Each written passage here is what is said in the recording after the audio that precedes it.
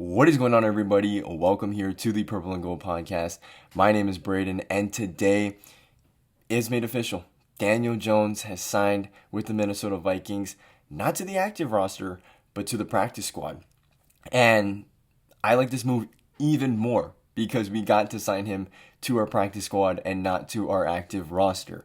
Okay, so my initial reaction, I'm pretty happy about this. I think the Minnesota Vikings are making a great move, a low-risk move here by signing Daniel Jones. And what's interesting to me is that Daniel Jones ultimately picked the Minnesota Vikings as a place to go to. We know that there were other options now, as mentioned by Ian Rappaport a couple hours ago, that he could have gone to the Baltimore Ravens, the San Francisco 49ers, the Miami Dolphins, and ultimately chose to go with the Minnesota Vikings here, who have the quarterback whisperer at head coach, Kevin O'Connell. So I think that was probably a huge contributing factor as to why Daniel Jones ultimately signed here. And I think for the Minnesota Vikings, to keep it short and simple, they're looking for their potential backup quarterback for 2025 because there are no quarterbacks aside from J.J. McCarthy under contract heading into next season. So this could be a good opportunity to get a good look at Daniel Jones for the next few months and say, hey, is this guy capable of being our backup quarterback? Is there something still there that we can work with? Or is he cooked? We'll find out. We'll find out how they feel about him in the months to come, early next year. But I think as it stands right now, right, former first-round pick, and I understand Daniel Jones is not great, right? And I think a lot, the same could have been said about Sam Darnold. And I know Sam Darnold showed a little more flashes than Daniel Jones has. But Jones has wheels, and he has the ability to extend the play. And we've seen it, even though it was against a very fraudulent Ed Donatel defense a couple years ago. I mean, the guy can pick apart a bad defense, right? And so, at the very least, he's capable of doing something. Right? But I think what it comes down to is having continuity throughout your quarterback play in your depth chart, right?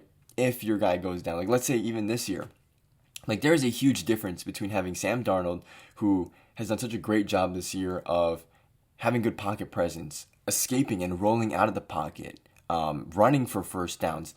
Nick Mullins can't do the same thing. Okay, we know Nick Mullins can sling the ball downfield. He'll throw you 400 yards, 3 touchdowns, but he'll also throw 4 interceptions in the game. And he'll lose you the game. And I think Daniel Jones, although he does have his fair share of turnovers as well, it's not as severe. Like, he's a lot more conservative. And I think with the way the defense is playing too, and I think regardless of if Flores is here or not, Kevin O'Connell doesn't want his backup quarterback out there just recklessly throwing the football, which is what Nick Mullins is doing at times. I can't speak for Kevin O'Connell, but maybe he's looking for someone who's a little bit more conservative with the football, and I think that's what we'll get out of Daniel Jones. So, Daniel Jones has all of those qualities, of being able to roll out of the pocket, extend the play with his legs. And so I think that's a huge reason why we signed him, right? Just no quarterback under contract in 2025. We are taking an early look at a potential backup quarterback here for 2025. Now, I think that this is a good signing. I mean, it's nothing to, get on the table for and be like, oh my God, we got the former first-round pick, 6th overall pick in Daniel Jones. No, absolutely not. I mean, we know Daniel Jones, as it stands right now, is trash. I mean, good for him. He got a bag, but I mean, there's a reason why he got cut in the middle of the season and why the best option for him was to sign on a practice squad. But, if we could get just some production out of him, if he ever sees the field, which obviously we hope we don't because we want our QB1s to stay healthy. But if the time ever did come, I trust Kevin O'Connell to prove to everyone why Daniel Jones was a first-round pick, was the number 6 pick in the 2019 draft.